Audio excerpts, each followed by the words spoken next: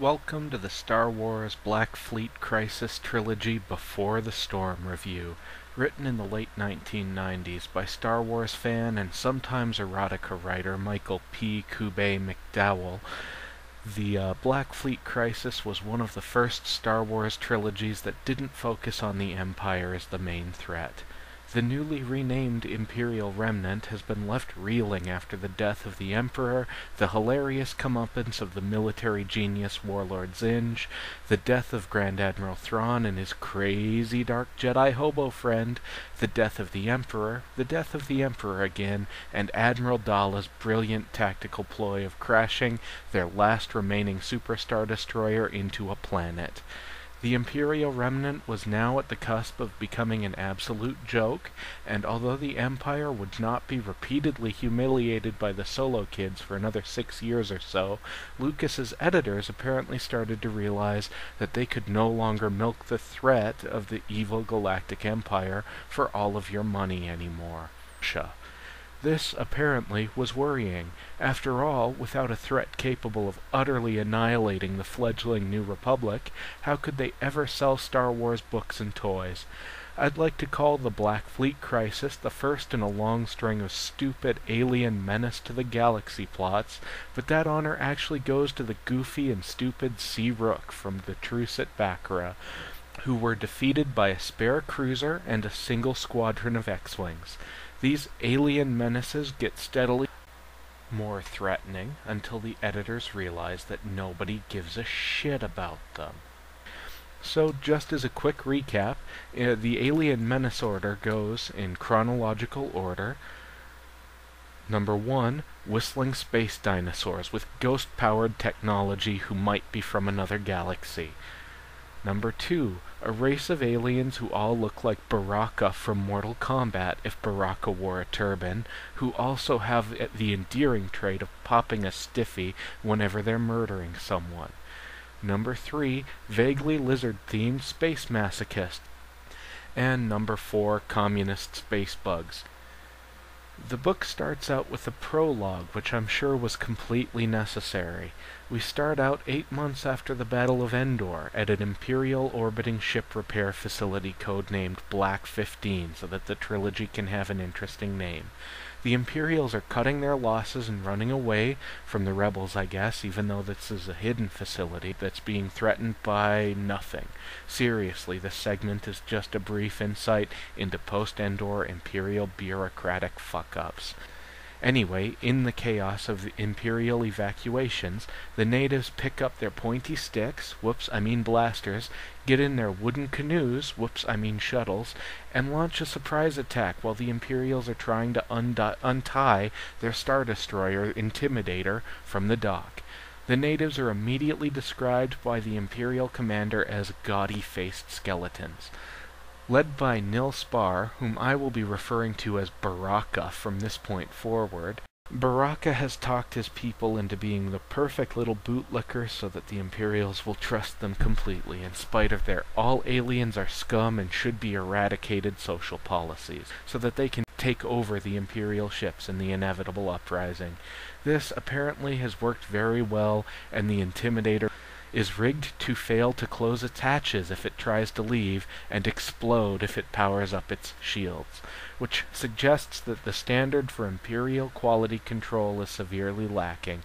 But hey, when you hire Mayan slave labor, you get what you pay for, I guess. Anyway, Baraka and his cronies sneak aboard without any trouble or ever being challenged.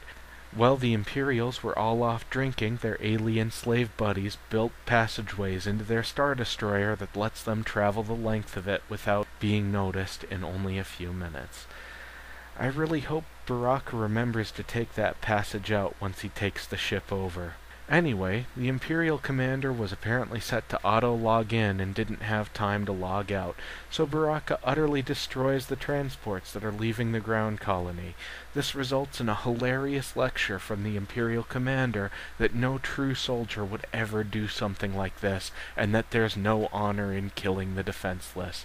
If you guess that this is somehow supposed to imply that these not Mayan, not Arab alien guys are worse than the Imperials, give yourself a cookie. After murdering 20,000 or so Imperial stormtroopers, Baraka then looms over the officer, looking like a tall, vengeful demon, with his cold, black, widely set eyes, the white slash down his nasal ridge, the deep scarlet-splashed ridges that furrowed his cheeks and chin, because when I think demon, I totally think forehead ridges. Hearing "finish him" in his head, Baraka then cuts the commander's throat with his dew claw, and Shao Kahn belts out "fatality" before he realizes he's not in the book and fucks off. We then jump immediately into Chapter 1, which, as we're immediately told, starts 12 years later. We start with the New Republic's Fifth Fleet, which is described as being like a beautiful, deadly flower. So the book's entire opening paragraph is simply an excuse for a cringe-worthy simile. The second paragraph then repeats the information given in the first verbatim, then the third paragraph repeats the second, but adds, "and there were starfighters too." The fleet launches fighters for shits and giggles because the Republic totally lost a carrier full of fighters in a ball of metal fire, which sounds like a heavy metal song, and now they'd rather launch fighters immediately so they can all be slaughtered trying to dock again if the fleet needs to run away. Also, a totally unimportant ship full of red shirts fucked up and crashed into the planet for reasons that have yet to be explained, and the author waxes poetic about how awesome their brand spankin' new flagship is.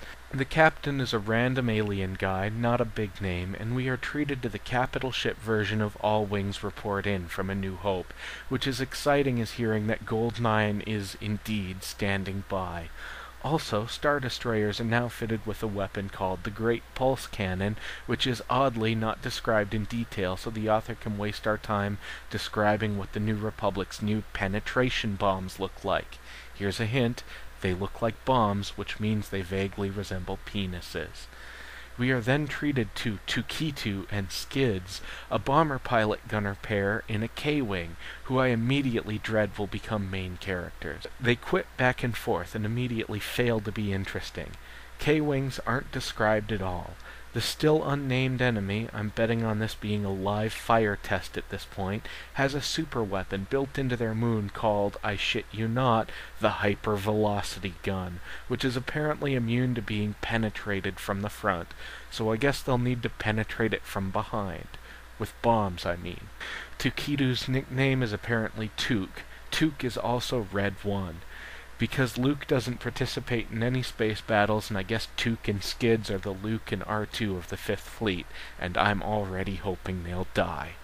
Cue a long description of the hypervelocity gun. Hint, it's a railgun. The HV gun is a giant machine gun buried in a moon. It can't be that hard to just simply avoid flying directly in front of it, but it's also got shields that turn on and off like the blinking of an eye. This glaring, blinking design flaw is something that an Imperial superweapon designer could be proud of. Obvious and contrived in such a way to make a fighter attack, the thing the New Republic is best at, the only way to go. Anyway, Took continues to deploy thrusterless, gravity-based bombs against a target on a moon, and I'm hoping the author will realize that gravity on moons tends to be pretty light, and so gravity-based weapons would be pretty shit. But nope, some of the K-Wings from Black Squadron show up and steal Took not Skywalker's thunder by blowing up the gun before his bombs hit. I like Black Squadron. And after 17 pages, a character we care about shows up. Admiral Akbar is watching the entire battle by webcam and explaining the fleet's tactics for the benefit of the reader. The Republic's brilliant military tactics are as follows. Present the enemy with a target so that they'll expose themselves to shoot it, then shoot the enemy while they're shooting at the target. Or, in layman's terms, they're using real ships with full crews and real fighters to be decoys. Akbar then proceeds to talk shit about how useless the HV gun is because he's sensible, and we find out from some senator that this is indeed a live fire test, albeit one that's already killed 6 red shirts and an A-Wing pilot. They also devastated the surface of some planet's moon in the name of this test. Some senators then get name-dropped. One of them gets pissy that the general leading the Fifth Fleet has only been in service for 2 years, and raises the question why the hell isn't Admiral Akbar leading it. Leia shows that she is hip and with it by rolling her eyes, which is brilliant diplomacy, just shy of shooting up a bunch of stormtroopers and then lying about it while she's standing over their corpses with a blaster. Leia then tells the senators to shut up and drop it, more brilliant diplomacy, and Akbar tells Leia to shut up and begs her not to shut down his opportunity to tell a senator to said senator's face that the senator is an idiot. Akbar is pissed and then explains that while the heroes of the Alliance are all great commandos, they suck at invasions, which is why Wedge Antilles single-handedly conquered Coruscant. Akbar then says he's more worried that the New Republic will become complacent, which I'm sure will not be an issue at any point in the future. One of the senators then implies that the New Republic is practicing how to invade my undefended planet tactics, and accuses Leia of plotting to invade New Republic member planets. Please note I didn't say implied, I said accused. This is what amounts to subtlety in these books. Another senator then threatens to punch out the senator who dared voice any sort of dissent. The senator then brings up the whole Darth Vader thing. He then storms out and everyone kinda does that embarrassed at a party cough. Leia tells us she's not used to being feared, and that being feared makes her angry. It's okay, Leia. I'm sure we'll never be seeing any more of that plot in the course of this trilogy. And then the chapter ends, so please join us next time when Luke has a midlife crisis and Lando goes on a fabulous space adventure.